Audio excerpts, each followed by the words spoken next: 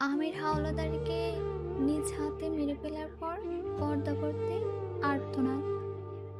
ক্ষমা করো পৃথিবী, আমি তাকে ঘৃণা করতে পারিনি, আমি তাকে নিষ্ঠুর মৃত্যু দিতে পারিনি।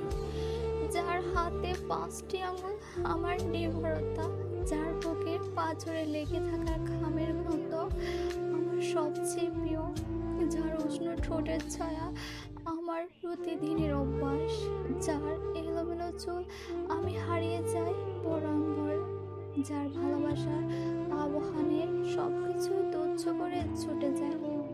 তার কষ্ট আমি কি করে সহ্য করি?